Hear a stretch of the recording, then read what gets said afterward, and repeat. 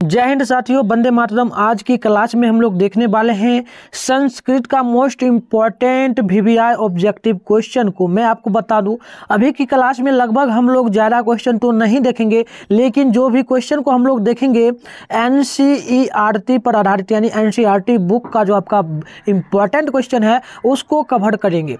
और मैं बता दूँ लगभग 50 क्वेश्चन इस वीडियो में करूँगा। और आपके फाइनल पेपर, जो आपका फाइनल पेपर होने वाला है कब, तो आपको पता है 14 फरवरी को। 14 फरवरी को, तो 14 फरवरी के पेपर में जो आपका 14 फरवरी को मैथ है, उससे अगले दिन होगा या 17 का होगा, तो उस दिन जो आपका संस्कृत का पेपर होगा, मैं गारंटी के साथ बोलता हूँ यहाँ से आपके पेपर में ना, उतना तो नहीं बोल सकता हूँ, लेकिन 10 क्वेश्चन 10 ऑब्जेक्टिव आपके पेपर में 100% रहेगा। तो इस वीडियो को पूरा कंटिन्यू देखिए, और आपको कैसे PDF प्राप्त करना है इसका पूरा वो भी मैं आपको आगे बताने वाला हूँ।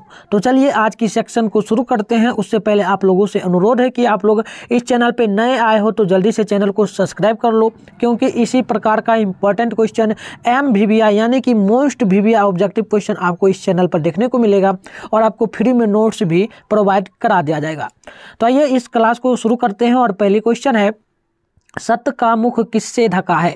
काफ़ी VVI है और यह हर एक साल पेपर में पूछा गया है, हर एक साल पेपर में पूछा गया है। तो सत्य का मुख किससे ढका है, तो आपको याद रखना है हिरण्मयन पात्रेन से। हिरण्मयन पात्रेन का अर्थ भी आपसे पूछा जा सकता है। तो सोने का आवरण आप याद रखना, सोने का आवरण, सोने वाला सोना नहीं, सोना जो होता है ना बिकता है, सोने का आवरण होता है। तो आप लोग ये बात याद रखना।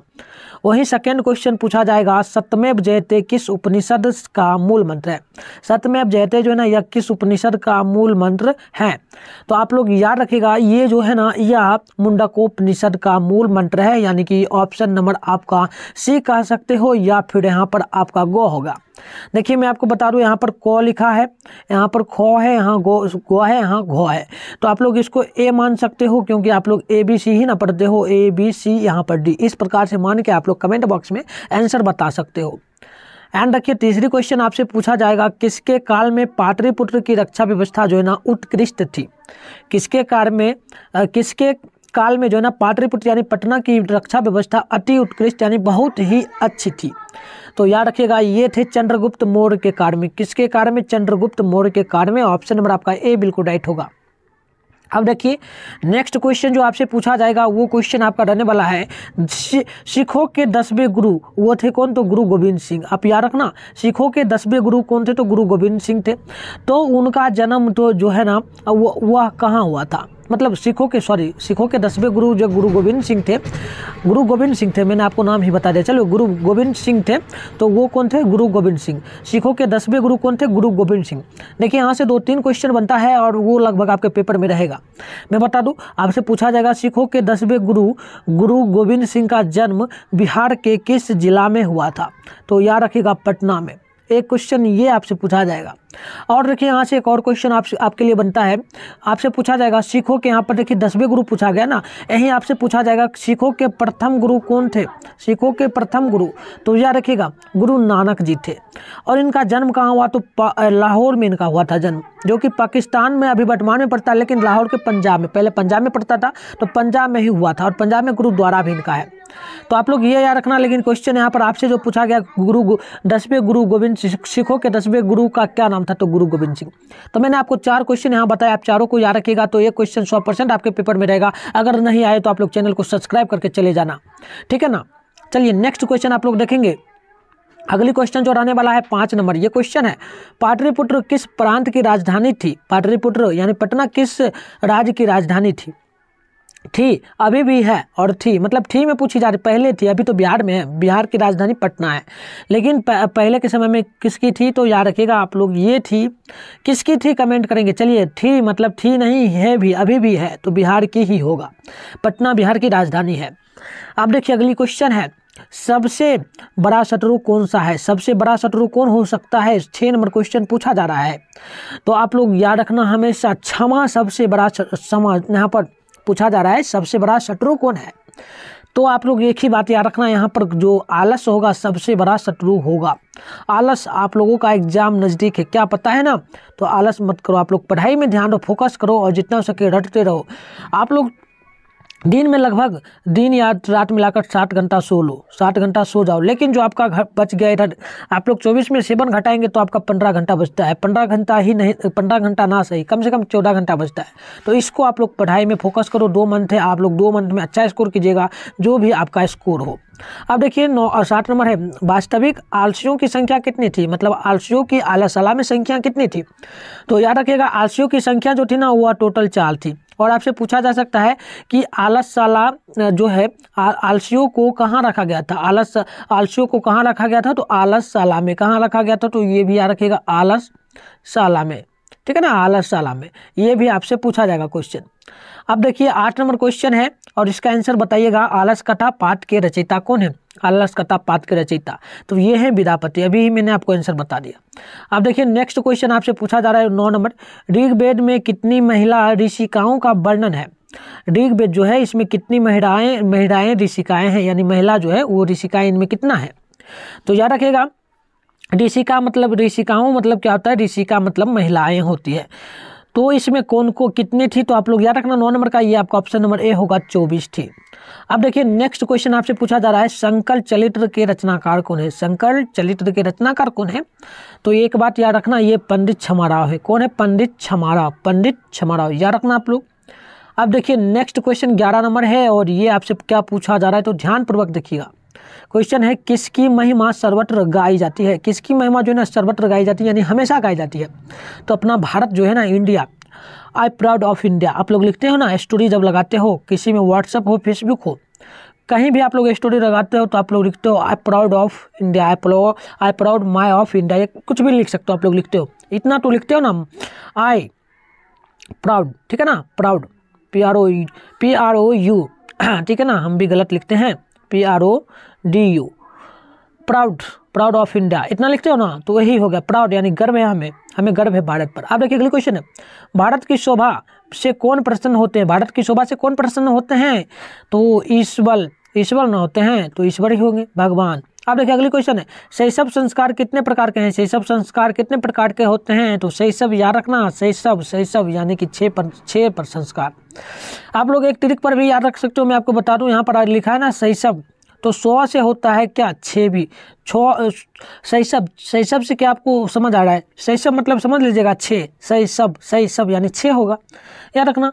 अब देखिए अगली क्वेश्चन है चरित्र का निर्माण किससे होता है। चरित्र का निर्माण तो ये संस्कारों से ही होता है, तो ऑप्शन नंबर ए बिल्कुल सही होगा 14 नंबर क्वेश्चन का। चलिए नेक्स्ट क्वेश्चन को देखिए। अगली क्वेश्चन आपसे 15 नंबर पूछा जा रहा है अंत्येष्ट संस्कार कब होता है। अंत्येष्ट संस्कार कब होता है, तो 15 का आप लोग नोट कीजिएगा, मरने के बाद अंत्योशिष्ट संस्कार होता है। और आपसे एक और क्वेश्चन यहाँ पर पूछा जाएगा कि मरने के बाद कौन सा संस्कार, मरने के बाद कितना संस्कार होता है, तो 1 संस्कार होता है। ये भी ऑब्जेक्टिव बनता है, तो ये भी आप लोग याद रखना। अब देखिए नेक्स्ट क्वेश्चन है गोदान संस्कार का मुख्य कर्म क्या है। गोदान संस्कार का मुख्य कर्म क्या होता है, तो याद रखिएगा गोदान पूछा जा रहा है। गोदान मतलब बच्चा जन्म होने से पहले, तो ये आप लोग याद रखिए केशांत संस्कार, बच्चा जन्म होता है उसके बाद केशांत संस्कार होता है, यानी मुंडन। अब देखिए अगली क्वेश्चन आपसे पूछा जाएगा 17 नंबर नीति श्लोका पाठ भारत माता के किस पर्व से संकलित है। नीति श्लोका पाठ जो है ना, यह भारत माता के किस पाठ से लिया गया है।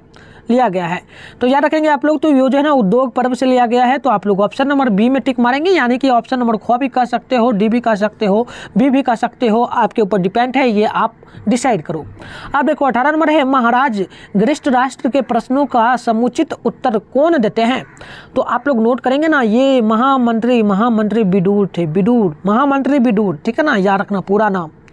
अब देखो 19 नंबर क्वेश्चन है अपिष्टो, ठीक है ना, अपिष्टो बहुभाष्टे किस पाठ की उक्ति है। तो नोट करेंगे आप लोग 19 का, तो ये होगा नीति श्लोका, ऑप्शन नंबर ए होगा।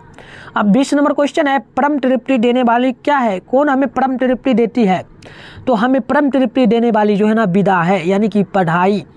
हमें परम तृप्ति कौन देता है, तो हमें पढ़ाई पर फोकस हमें करना है। अब चलिए अगली क्वेश्चन है कर्मवीर कौन था। पेपर में एकदम छपेगा क्वेश्चन, 100% गारंटी के साथ बोलता हूँ, 100% गारंटी के साथ बोलता हूँ, ये क्वेश्चन जो है ना छपेगा, ठीक है ना। एकदम छपेगा, एकदम एकदम। चलिए आंसर बताइए क्या होगा, राम प्रवेश राम, राम प्रवेश राम, ये छूटना नहीं चाहिए, राम प्रवेश राम, ठीक है ना। चलिए नेक्स्ट क्वेश्चन देखिए, और देखिए क्वेश्चन इसी में पूछा जाएगा, राम प्रवेश राम का घर कहाँ था, राम प्रवेश राम के गांव का नाम क्या था, तो भीखन टोला, क्या नाम था, भीखन, भीखन, ठीक है ना, याद रखना भीखन, सॉरी जी, चलिए भीखन, भीखन टोला, भीखन टोला याद रखोगे आप लोग, चलिए याद रखना भीखन टोला। देखिए नेक्स्ट क्वेश्चन है, लक्ष्मी किसका वर्णन करती है, लक्ष्मी किसका वर्णन करेगी, लक्ष्मी, लक्ष्मी देवता, यानी कि सोना, धान, धन, कुछ भी कह सकते हो। तो आप लोग नोट करेंगे ना 22 नंबर का, तो क्या होगा, होगा क्या, चलो बिल्कुल होगा, उद्योगी पुरुष, यानी जो मेहनती पुरुष होते हैं उन्हीं के पास लक्ष्मी आता है, यानी धन आता है, यानी रुपया आता है, कुछ भी कह सकते हो। अब देखो 23 नंबर है, व्याघ्रपतिक कथा किस ग्रंथ से लिया, उद्धत यानी लिया गया है, व्याघ्रपतिक कथा यानी बाघ के बारे में जो आप लोग पढ़े हैं ना, पथिक के बारे में, वो कथा जो है ना किस उद्योग पर्व से ग्रंथ से लिया गया है, तो आपको मैं बता दूं ये लिया गया है नीति श्लोका पाठा से, किससे, नीति श्लोका पाठा से। देखो नेक्स्ट क्वेश्चन, स्वामी दयानंद का बचपन का नाम क्या था, स्वामी दयानंद के बचपन का नाम क्या था, तो सबको याद होगा, मुझे नहीं याद है, आप बताओ जल्दी से, 24 नंबर का, मुझे याद ही नहीं है, चलो क्या होगा, क्या हो सकता है, तो सबका करेक्ट होगा मूल संकल, मूल संकल, मूल संकल। और वहीं से आपसे पूछा जाएगा कि स्वामी दयानंद के पिताजी का नाम क्या था, तो याद रखिएगा गौरी शंकर, गौरी शंकर, ये भी पूछा जाएगा। अब देखिए नेक्स्ट क्वेश्चन क्या है, तो 25 नंबर है, स्वामी दयानंद की शिक्षा की शुरुआत किस भाषा के माध्यम से हुई है, स्वामी दयानंद जो है उनकी शिक्षा की शुरुआत किस भाषा के माध्यम से हुई थी, तो 25 का नोट कीजिएगा, तो ये होगा आपका क्या होगा, संस्कृत होगा। अब देखिए अगली क्वेश्चन है, कालिदास ने किस नदी का वर्णन किया है, कालिदास ने किस नदी का वर्णन किया है, तो 26 का होगा मंदाकिनी वर्णम, मंदाकिनी वर्णम, आप लोग नोट करेंगे। अब देखिए अगली क्वेश्चन, बूढ़े बाघ के हाथ में क्या था, बूढ़े बाघ के हाथ में क्या था, तो सोने का कंगन, सोने का कांगरम भी लिखा आपको दे सकता है, सोने का कंगरम संस्कृत में भी दे सकता है, तो सोने का कंगरम होता है संस्कृत में, ठीक है, तो लिख दीजिएगा सोने का कंगरम या फिर सोने का कंगन, सीधे टिक मारना है 27 का ऑप्शन नंबर ए में। देखो 28 नंबर ये है, दानवीर कौन था, दानवीर कौन था, दानवीर जो था वह कर्ण था, कर्ण से छल किसने किया था, तो इंद्र ने किया था, इंद्र ने किया था, ये भी याद रखना, ठीक है ना, याद रखना, कर्ण से छल किसने किया था, छल करके कवच और कुंजल किसने लिया था, तो इंद्र ने लिया था, ये भी ऑब्जेक्टिव बनता है और 100% बनेगा, याद रखना। आप देखिए अगली क्वेश्चन आपका यहाँ पर क्या बनता है, तो ये बनता है ईर्ष्या और असहिष्णुता किसको उत्पन्न करते हैं, तो ईर्ष्या यानी कि दूसरे के बारे में निगेटिव बात सोचना, और असहिष्णुता यानी कि हमेशा गलत काम करना, ये सब क्या उत्पन्न करता है, तो याद रखेंगे अशांति को उत्पन्न करता है। ऑप्शन नंबर आपका बी बिल्कुल राइट होगा। आइए आपको बताते हैं, अगर आपको इसका फ्री में PDF लेना है, फ्री में अगर ये जो क्लास अभी हो रहा है इसका फ्री में PDF आपको प्राप्त करना है, किसमें फ्री में PDF अगर आपको प्राप्त करना है इसका, ठीक है ना, फ्री में, तो उसके लिए आप लोग क्या करेंगे, तो मैं आपको बता दूं, ये मेरा व्हाट्सअप नंबर है, ये देखेंगे 696 98 095 0095, ये मेरा नंबर है 6009698095, इस पर आप लोग आराम से व्हाट्सएप पर हेलो सर लिख करके मैसेज करेंगे, और आप लोग ये बोलेंगे कि मुझे संस्कृत का नोट्स दे दीजिए, या फिर आप लोग लिख सकते हैं कि सर मुझे फ्री वाला ग्रुप में ज्वाइन कर दे, तो मैं आपको ज्वाइन करूंगा, और वहाँ पर आपको ऑल सब्जेक्ट का लगभग मैं आपको बता दूँ 100 प्लस नोट्स आपको दिया जाएगा, 100 से भी ज़्यादा लगभग देखा जाए तो इसको पढ़ लीजिएगा ना, तो इसमें ज़्यादातर ऑब्जेक्टिव क्वेश्चन आपको देखने को मिलेगा, एंड सब्जेक्टिव भी लगभग 20 से 25 नोट्स में, यानी कि 20 से 25 नोट्स में मिलेगा, उसको भी अगर पढ़ लीजिएगा तो मैं आपको बता दूं लगभग 300 नंबर तो आपका यहीं से बनेगा, यही 100 PDF से, ठीक है ना, यही 100 PDF से आपका 300 नंबर बनेगा, आराम से एकदम आसानी से आएगा, इसमें कोई हिचक वाली बात नहीं है। तो अगर आप लोग 100 वाला PDF 100 जो PDF है वो फ्री में लेना चाहते हैं तो ले सकते हैं।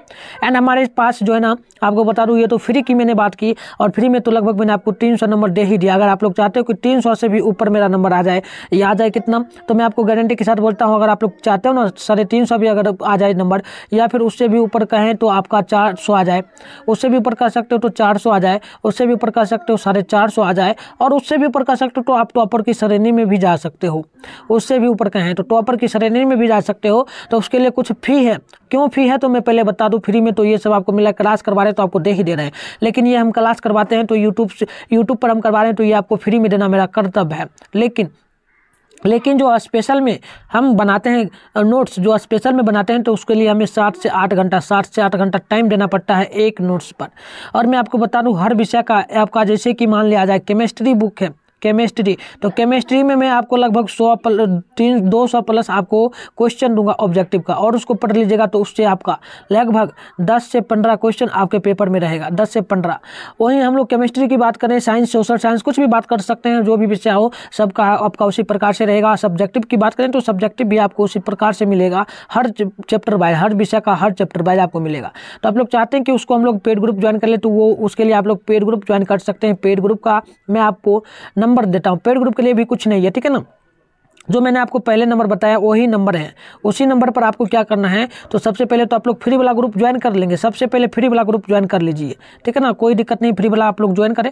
फ्री वाला ज्वाइन करने के बाद अगर आपका मन कभी हो तो आप लोग क्या करना, इसी नंबर पे, ये नंबर आप लोग देखेंगे 696 98 095, इसी नंबर पे आपको क्या क्या करना होता है तो आप लोग कर सकते हो, या तो फ़ोन पे, ठीक है ना, याद रखिएगा, फ़ोन पे या गूगल पे आप लोग ये दोनों में से कुछ हो करके, या फिर एक और एक्स्ट्रा में जोड़े तो पेटीएम भी कर सकते हो, PATYM पेटीएम भी कर सकते हो। इन तीनों में से कुछ भी कर करके, प्राइस भी बहुत कम है, तो मैं आपको बता दूं 150 रुपया प्राइस है। पूरे सोचो ना, आप लोगों को लगभग, आप लोग कोचिंग कहीं जाते हो पढ़ने के लिए तो लगभग आपका 300 प्लस ही रुपया लगता है कोचिंग में, शायद उससे भी ज़्यादा लगता होगा किसी को, लेकिन मिनिमम में मैंने 300 बताया। और मैं आपको बता दूं, मैं आपको 2 महीने में उतना नोट्स दूंगा और आपको गाइडलाइंस भी दूंगा, जिसको पढ़ करके आप लोग 450 तक नंबर ला पाइएगा। तो सोचिए कितनी बड़ी बात होती है, वो भी ज़्यादा दिन में नहीं, 2 मंथ में।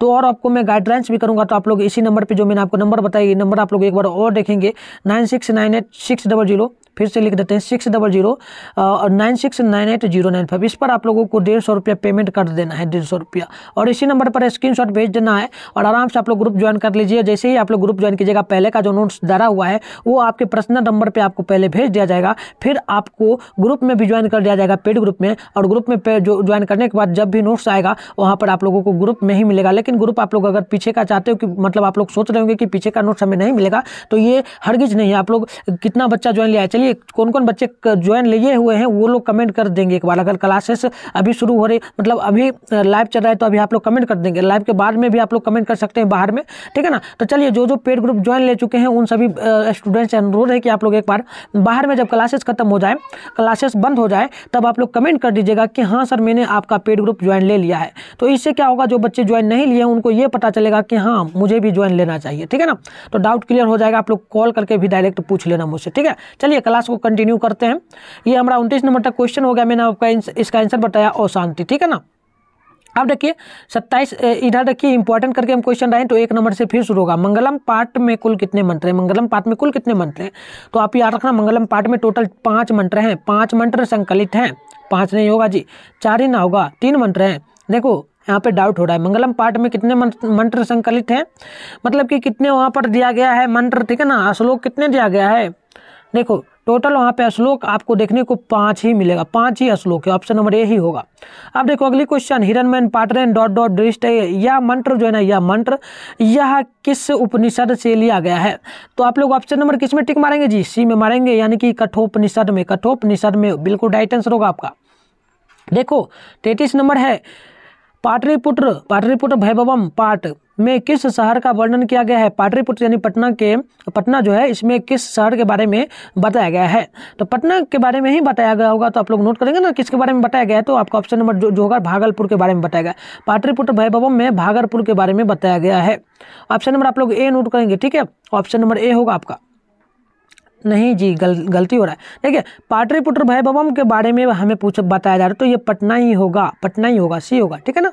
चलो नेक्स्ट क्वेश्चन देखो, अगली क्वेश्चन, दामोदर गुप्त ने किस काव्य की रचना की है, दामोदर गुप्त ने किस काव्य की रचना की है, नोट कीजिएगा आप लोग। तो ये होगा आपका, क्या होगा, ये होगा क्या होगा, मृक्ष कटिक होगा, ऑप्शन नंबर सी बिल्कुल राइट होगा आपका, ठीक है ना, एकदम क्वेश्चन का राइट होगा।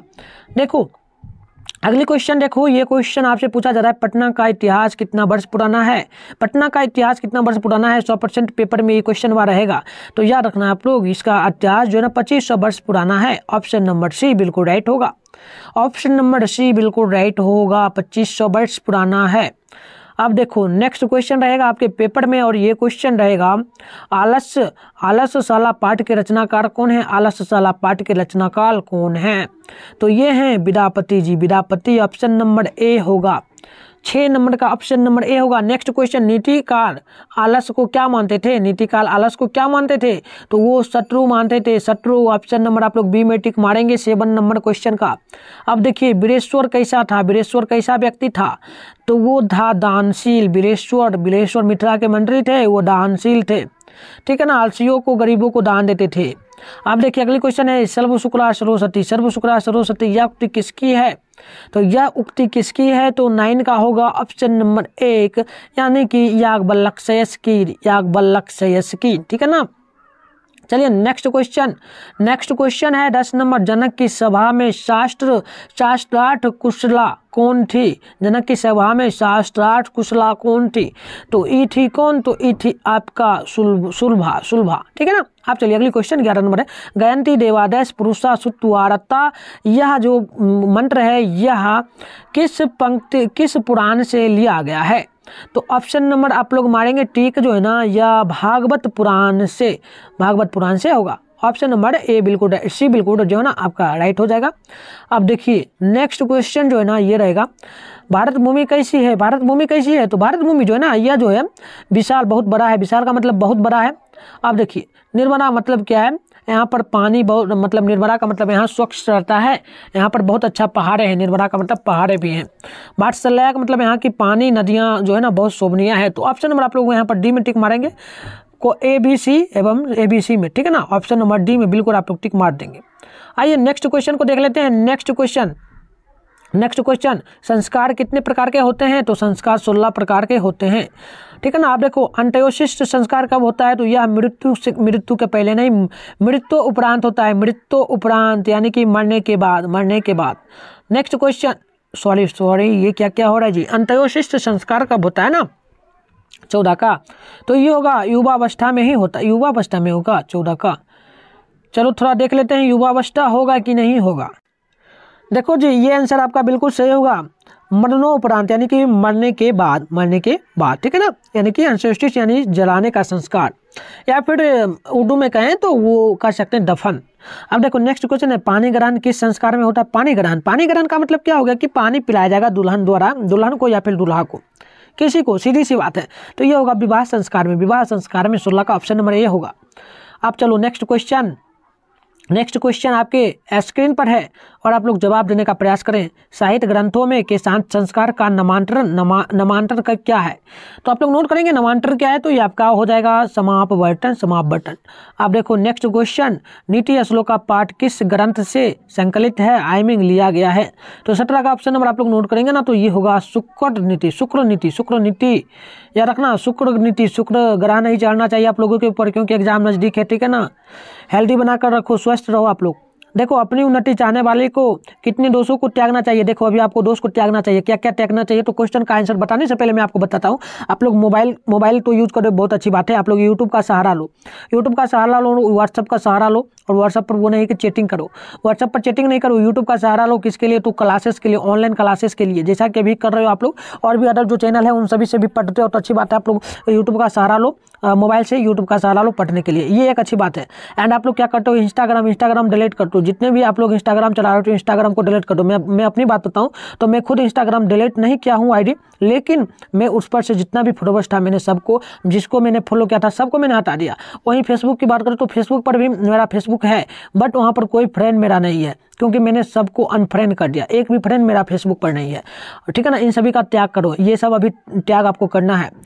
और यूट्यूब पर भी आप लोग वैसे वीडियो देखो जो क्लासेस हो, जो ऑनलाइन क्लासेस हो। जब भी आप लोग यूट्यूब पर जाओ तो आपके मोबाइल में हमेशा आना चाहिए। मैं अपनी मोबाइल की बात करूँ तो मेरे मोबाइल में जब भी मैं यूट्यूब खोलता हूँ तो वहाँ पर ज़्यादातर पढ़ाई से संबंधित वीडियो ही आता है। जो भी वीडियो UPSC हो, जो भी हो, 12th का हो, 10th हो, जो भी हो, लेकिन आता है। तो एजुकेशन का वीडियो आना चाहिए, ठीक है।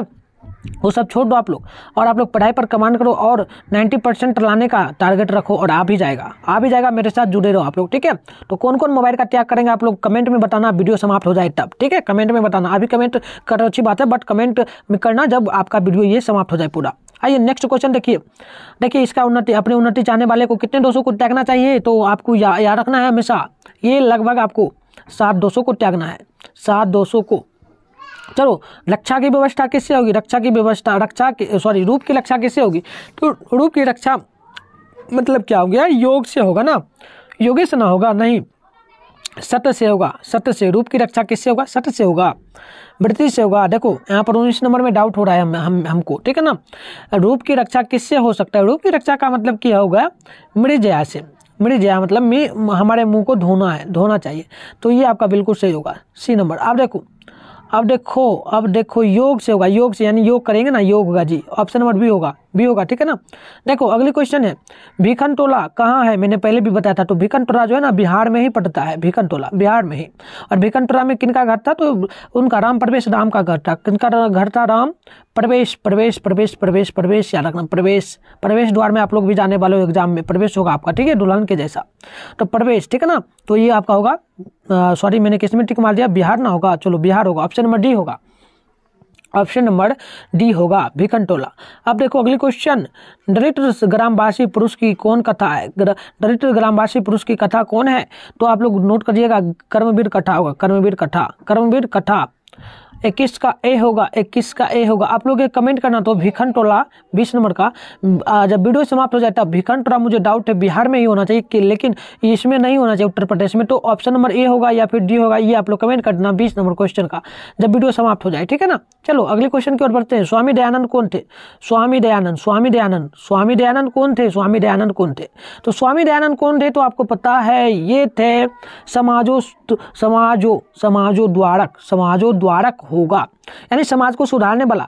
अब देखो नेक्स्ट क्वेश्चन, आर्य समाज संस्था के संस्थापक कौन थे, आर्य समाज के संस्था के संस्थापक कौन थे, तो 23 का नोट करेंगे, ये थे Vivekananda, Swami Vivekananda.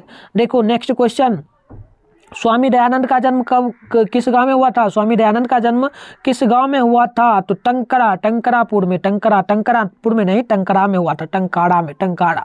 Option number C होगा, ऑप्शन नंबर सी। आप चलिए अगली क्वेश्चन आपके पेपर पर, आपके स्क्रीन पर है, वाल्मीकि रामायण ने कौन सा पाठ संकलित किया है, पाठ लिखे हैं, तो नोट करेंगे आप लोग 25 का, ऑप्शन नंबर ए होगा, विश्व शांति। देखो अगली क्वेश्चन, मंदाकिनी वर्णन पाठ में किस नदी का वर्णन है, तो उसमें जो है ना गंगा नदी का, गंगड़ा इंग्लिश संस्कृत में कहते हैं, लेकिन गंगा नदी हम लोग पढ़ेंगे।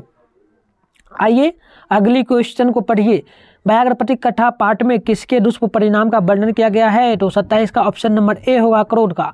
अब देखो इंद्रम सुवर्णम कंगरम गृहंतम, ये जो पंक्ति है किसने कहा, 28 का, तो ऑप्शन नंबर ए होगा, पथिक ने कहा था, ऑप्शन नंबर ए होगा। देखो अगली क्वेश्चन है, ब्राह्मण के भेष में कौन प्रवेश करता है, ब्राह्मण के भेष में, तो आपको पता है ना कौन क्या था, अर्जुन ने क्या था, नहीं रे, कौन क्या था, 29 का बताओ तो आप लोग, 29 ना है। चलो शैल ने क्या था, शैल का मतलब इंद्र ने क्या था। आइए लास्ट क्वेश्चन को देखिए, लास्ट की क्वेश्चन होगा, शिक्षिका शब्द में स्त्री प्रत्यय क्या होगा, तो मैंने प्रत्यय के लिए आपको काफ़ी बार ट्रिक बताया हुआ है, प्रत्यय और प्रत्यय के लिए। तो प्रत्यय के लिए मैंने क्या बताया था, तो प्रत्यय के लिए मैंने बताया था कि जो शिक्षिका है, शिक्षिका शब्द में स्त्री में प्रत्यय क्या होगा, तो प्रत्यय के लिए मैंने आपको शुरू का अंक बताया था प्रत्यय के लिए, तो इसमें होगा टॉप होगा, क्या होगा, टॉप, आप लोग याद रखना, ठीक है ना। प्रत्यय के बारे में मैंने ये संस्कृत, तो संस्कृत में अलग ट्रिक होगा, उसमें अलग ट्रिक था, हिंदी में मैंने आपको बताया था, ठीक है ना, हिंदी में नहीं बताया था, संस्कृत में नहीं बताया था, तो आप लोग याद रखना, ठीक है ना, संस्कृत थोड़ा अलग हो जाता है। तो चलिए मैंने आपको पहले भी बता दिया कि आपको कैसे ये नोट्स प्राप्त करना है, जो कि अभी मैंने क्लास करवाया है, तो ये नोट्स आपको कैसे प्राप्त करना है, तो आइए फिर से एक बार जानकारी दे देते हैं, जो स्टूडेंट वीडियो को स्किप करते हैं उनके लिए। तो देखिए आपको नोट्स अगर ये फ्री में PDF ये लेना है फ्री में, तो इसके लिए आप लोग कॉन्टैक्ट करेंगे जी, कॉन्टैक्ट फ्री में लेना है PDF ना, फ्री में ये PDF जो लेना है, तो 100+ फ्री में अगर आपको PDF लेना, अगर न्यू स्टूडेंट हो तो आप लोग इस नंबर पे कॉन्टैक्ट करेंगे सीधे, कॉल नहीं करना है, सीधे व्हाट्सएप पर मैसेज करेंगे सर मुझे 100+ वाला नोट्स दे दीजिए फ्री में, तो मैं वो आपको इस आपका नंबर पे नहीं, आपको ग्रुप का लिंक दूंगा, ज्वाइन कर लीजिएगा, फिर आपको उस पर मिल जाएगा। और आप लोग अगर पेड ग्रुप के बारे में भी ज्वाइन करना चाहते हैं तो उसके लिए भी आप लोग इसी नंबर पर जानकारी ले लीजिएगा कि पेड ग्रुप क्या है और उसमें कैसे कैसे हमें ज्वाइन होना है और फिर उसका कितना है, ये भी आप लोग जानकारी लेना। तो चलिए मिलते हैं किसी और वीडियो के साथ, तब तक के लिए आप तमाम दोस्तों को जय हिंद, साथ में बाय बाय। आप लोगों से अनुरोध है कि इस वीडियो को जितना हो सके अपने फ्रेंड में शेयर कर देंगे और आपका भी जो फ्रेंड है नोट्स लेना चाहता है उनको आप बताएंगे कि इस नंबर पर कॉन्टैक्ट करो। तो चलिए बाय बाय। आप लोग वीडियो को जाने से पहले लाइक कर देना और चैनल पर नए हो तो चैनल को सब्सक्राइब करना आपका कर्तव्य बनता है, क्योंकि क्लासेस इसी प्रकार से आपका डेली होता है। तो चलिए बाय बाय।